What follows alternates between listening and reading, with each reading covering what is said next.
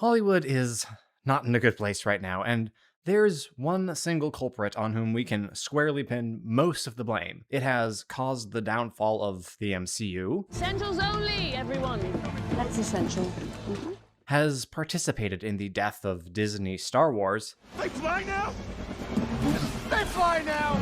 and has afflicted any number of potentially meaningful and impactful films. So, when did you decide to become Indiana Jones? These movies refuse to take themselves seriously, but they don't just lack sincerity, they fear it. Hollywood writers all seem to be infecting each other with the worry that they will be laughed at if they write a script about people with superpowers and flying robots or mythical monsters and magic or a video game adaptation with any amount of gravitas.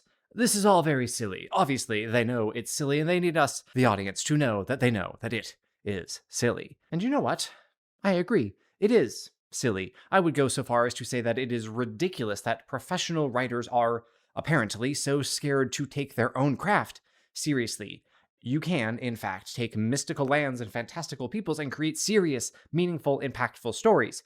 Just ask this guy. And there are modern examples of genuine sincerity, of course. It's not as if every new release on every platform these days constantly undercuts itself at every turn. Freerun is a perfect case study. It is an incredibly light-hearted show that starts out following an elf mage who, despite being over 1,000 years old, acts quite a bit like a goofy little kid, wandering around the realm and collecting spells as if they are mere trinkets, which to her, they are. But as much as I appreciate and enjoy Freerun, it's a rather niche anime that most people won't ever hear of, let alone watch. Project Hail Mary, by contrast, has made somewhere in the neighborhood of $650 million at the global box office, and I get the feeling it will do quite well on digital, streaming, and even physical media. Hey, I still buy Blu-rays. You should too. I don't say that because how much money a movie makes has any effect on its value as a story, but because this film's popularity tells me that we are beginning to emerge from an era of cynical insincerity and refounding one dominated by inspiration and hope. After all, what is the point of movies like The Avengers and Star Wars and shows such as Freerun and its spiritual predecessor, Avatar: The Last Airbender? All of those stories deal primarily in illuminating the good in humanity and inspiring their audiences to imitate the on-screen heroes. They tell us that it is our duty to seek ever greater virtue and that it is possible to do so. Such aspirational storytelling has long been dominated by the fantasy genre, I'm including superheroes in there, but what I appreciate the most about Project Hail Mary is that it borrows an all-important element from fantasy and transplants it into hard science fiction. That particular ingredient is, as Tolkien called it, eucatastrophe, the sudden, unexpected, and unlikely ever to be repeated turn toward the good. Project Hail Mary has at least two eucatastrophic moments by my count, but I'll not go into them in detail quite yet. The video will be spoiler-free until the timestamp you see on screen now. Before we get to all of that, let's talk generally about why this movie works, why it was and will be so successful, and why it's worthy of a YouTube video long after the time for reviews has passed. In short, it loves humanity. This film, and Andy Weir's book upon which it is based, believes that human beings are amazing creatures capable of far more than we ever could have imagined. The basic plot of Project Hail Mary, in case you weren't aware, is that there is a microscopic alien life form named astrophage that is essentially eating the sun. Obviously, the people of Earth aren't thrilled about that prospect, so they band together as never before and come up with a plan to stave off extinction. You see, astrophage is not only affecting our sun, but almost every other nearby star, except one. Tau Ceti seems to be unaffected by these tiny, heat-absorbing dots, so the governments of the world decide to send a small crew on a years-long space voyage using astrophage as fuel to discover what is preventing that particular star from dimming and see if the answer can be applied to Earth as well. Seems like a desperate play, yes? Hence the project's name. In the novel, Weir emphasizes just how much international cooperation it takes to pull this thing off. The protagonist, Dr. Ryland Gray, spends most of the time, in his flashbacks anyway, aboard a Chinese aircraft carrier, working with scientists from Russia, New Zealand, Norway, and so forth, all under the direction of a Dutch dictator, essentially, whose singular focus is bulldozing every obstacle that might stand in the way of her mission, that being the salvation of the entire human race. Or however many are still left alive once the probes containing the data from the Tau Ceti system return to Earth. This is obviously a monumental effort, one that could only be possible if the nations of the world set aside differences that suddenly seemed quite petty and put their brightest minds together in one room. That's not so much meant as a statement on globalism, Weir himself has states that he dislikes political messaging in fiction, but rather as an observation on human nature itself. We are communal animals, but a community needs an adhesive to form and to stay together. Normally, our community is those people with whom we share a lot in common. Gotta love root words. It's a little easier to see the commonality between a kid in San Francisco and an adult in Beijing when they are both in imminent danger thanks to an extraterrestrial threat. It reminds me of Halo, actually. The human colonies and the UNSC did not largely get along to the point that the UNSC created the Spartan program to tamp down on rebellious human activity. And then the Covenant showed up, and all the humans immediately forgot about their differences. These stories are ultimately hopeful because they believe that, given such dire circumstances, humanity will not let infighting and tribal warfare cause them to lose the greater fight. Oh, it's not all sunshine and roses. Weir exposits a reasonably realistic look at how things will go in the years that Hail Mary is hurtling through space, and it's not pretty. Famine, wars, worse famine because of war, all that jazz.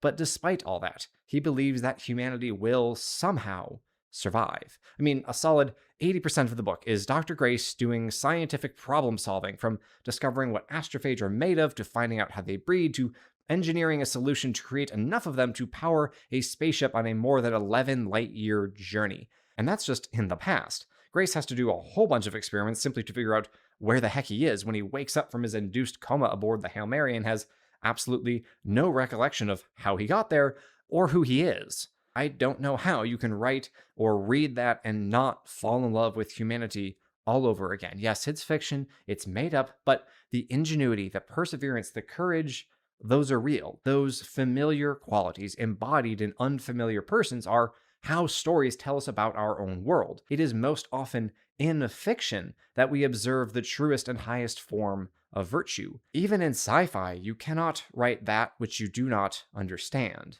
This is why so many modern stories are dreadfully cynical and bleak. Their authors don't know anything else. They have no real moral compass, no belief in objective good and evil. And gray is not a pretty color. It will never inspire, will never encourage, will never rouse the spirit or stir the heart, will never hope for a better world because it does not really believe in the concept of better. In Project Hail Mary, hope is all they have. Hope means hoping when things are hopeless, or it is no virtue at all. You'd be hard-pressed to find a story that embodies Chesterton's words better than this one. And boy, do we need it right now. I find it might be helpful to have a counterexample to illustrate my point. This is Begonia. It was nominated for Best Picture last year. It is terrible. It hates humanity. It thinks us a scourge on this planet. And no, I don't want to hear that it's a comedy, because it's not. Comedies are funny. This isn't.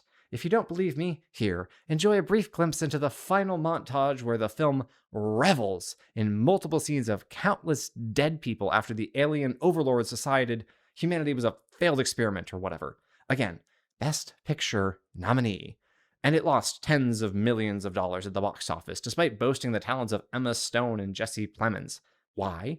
Because people don't want this. We don't want to be told that we're all a bunch of hopeless idiots whose lives are worth less than an insect's. Look, I'm all for stories that shine a light on the dark side of humanity. Breaking Bad, Better Call Saul, The Wire, and Succession are all in my top 20 TV shows of all time. But those shows deal with people on an individual level, delving into their psyches and exploring how they go wrong time after time after time. They are not meant as a wholesale condemnation of Homo sapiens DNA, because no one wants that, because it's a damnable lie. Yes, humans are deeply flawed, broken, sinful, and quite often terrible to each other. But we are human. At the most basic level, we belong to each other. And when push really comes to shove, we will fight for each other, should we have the courage to do so. That, as it turns out, is the main theme of Dr. Grace's character journey. I actually appreciated how the movie played up his less intrepid side when compared to the book. The original Dr. Grace is a lot more comfortable with the whole ordeal than is the movie version, and I think both work pretty well, but they pretty clearly wrote this role for Ryan Gosling, and he sells Guy in way over his head and not okay with it very, very well. No. Let's go, Mary. They think I'm dumb. Shields up! There are no shields on board the Hail Why Mary. not?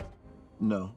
While I'm on the topic, let's talk about a few of the changes between the book and the movie. I suppose it's spoiler time now. The film is definitely goofier than the book is, but the novel is itself quite funny, and Ryland is a fairly snarky/witty narrator. Weir did a wonderful job, including humor without letting it undercut serious moments, which obviously is a rare talent these days. The movie managed, for the most part, to do the same thing as well, even if it did ramp up the humor a notch or two. As I said a moment ago, Dr. Grace has to overcome more of his fears in the film, which I think made for a smoother character arc, rather than him suddenly realizing, oh, I was a coward, and having to deal with that. Apparently, Lord and Miller had to fight the studio to keep in the part where Strat forces Grace to go on the mission, which is wild. I mean, that's kind of important. Ryland is a junior high school science teacher, a commensurate homebody nerd, a man who abandoned his field of study years ago because he received some pushback for daring to challenge an established narrative. But sure, Amazon, he'd willingly go on a suicide mission to a distant star. So glad they didn't change that. For one thing, because it's an important character moment for Strat, who has no problem drugging Grace and sending him on the mission against his will. As a side note, I thought the added scene where she sings karaoke after having the conversation with Grace about her belief in God didn't fit well in the story. It's one of the few things about the movie I just cut.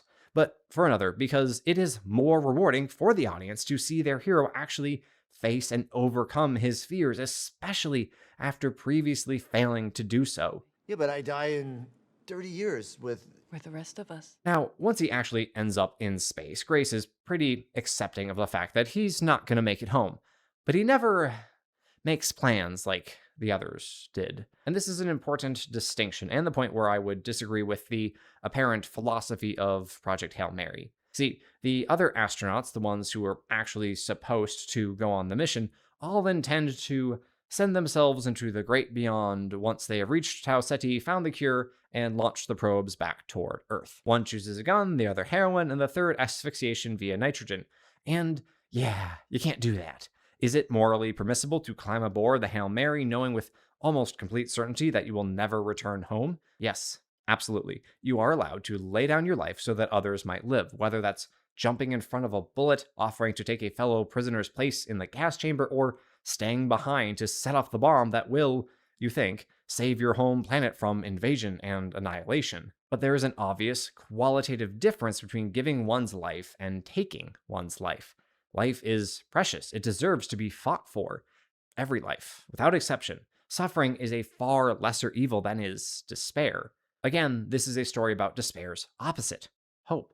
Now, Grace doesn't really dare to hope to go home for a good portion of the story. He tries not to think about what comes after his completion of the mission, until Rocky shows up and offers him the fuel he needs. Then Grace is all about it, planning how he's going to survive the 3+ year trip, time dilation and all that, with whatever food and coma slurry he has left. It may still seem impossible, but that is, again, the exact scenario in which hope is truly virtuous. And oh yeah, I haven't really talked about Rocky yet. Amazing. Speaking of eucatastrophe, what are the chances that two alien races would have the same idea of seeing what's up with Tau Ceti's astrophage and would find each other in the star's orbit? The book actually talks about that, how a more advanced civilization would have already found a way to deal with the space dots, and a less advanced civilization would just die. So it actually makes sense when you think about it. But also, space is huge even within a single solar system or stellar system, I guess. Either way, I count it as eucatastrophe. And I thought the movie captured Rocky quite well. What? What Gracie? What Gracie question? I don't know how Andy Weir convinced me that a human and alien could totally learn to communicate, but now I'm definitely sure even I could make friends with E.T. using nothing more than a Python script and Microsoft Excel. I absolutely love the friendship that blossoms between Grace and Rocky as the story wears on. Again, there is no stronger bonding agent than a common cause, especially a desperate and deadly one. I don't really have much more to say about Rocky other than I love him, he's the best, and I'm so glad he didn't die after saving Grace's life. I'm also happy he doesn't die after the Talmiba eat all his fuel on his flight home. If you're somehow still watching despite not having seen the movie, Talmiba are the natural predator to astrophage that Grace and Rocky discover near Tau Ceti, so they harvest some to bring back to their respective planets, but the little buggers end up escaping and getting into Rocky's fuel tanks. The saga is quite a bit longer than that in the book, but you get the gist of it. Anyway, Rylan catches his own Townbibo leak before they can eat his fuel, then realizes that Rocky has no way of stopping the microscopic predator, so he launches the probe toward Earth and turns the Hail Mary around to go rescue his friend, knowing this decision will cost him his life. Again, this is the principle of double effect in play. Grace's death is not an intended consequence of his action, but rather an apparently inevitable unintended one. And it's a perfect way to cap off his character arc, from the scientist who abandoned his research of the first sign of conflict to the researcher who refused to sacrifice himself for his people, and for the record, Strad is not morally justified in forcing him to go on that mission, to the man willing to lay down his life for his friend. And Rocky's entire species. But eucatastrophe strikes again, and the Iridian scientists are not only able to concoct food that Ryland can eat, their own food being full of toxic heavy metals, but also create an entire environment on Arid in which their human savior can live. And honestly, it's perfect. I wouldn't mind if Grace did in fact die to save his friend, but I love happy endings, outcomes that could never have been predicted, that seemed utterly impossible, but were achieved through courage, perseverance, the boundless love of friendship, and yes, a miraculous turn toward the good. If Project Hail Mary's success has told us anything, it is that our culture is in frantic need of stories about hope, tales that illuminate the best that humanity has to offer, that inspire us to reach beyond our own comfort zones and self-imposed limits. If Hollywood takes the right lesson away from this movie, and that's a pretty big if, admittedly, we will finally begin to leave behind stories that are cynical and insincere and make movies that are genuine, optimistic, and uplifting. Will that actually happen? Boy, do I hope so, but I have to admit, I'm not holding my breath. As I do not place much of my own hope in Hollywood, I have resolved to spend more time reading fiction as well as history and philosophy. To that end, I am finally starting a book club through my Patreon and Discord. We will begin in July, and every month we will read a novel, or part of one if I pick War and Peace or something, some philosophy text, and a given era or subject of history. Every week I'll post some thoughts and questions on the Discord, and well, I'll have a big chat about it at month's end. Right now and through the end of June, all tiers of my Patreon are discounted, so you can get 40% off your first month or an entire year. Plus, members of the Warrior tier and above can join a voice chat on Discord at the end of the month to discuss the books. We're starting off with Crime and Punishment, which I promise is not all that long. I hope to see you there. God bless. Have a good one.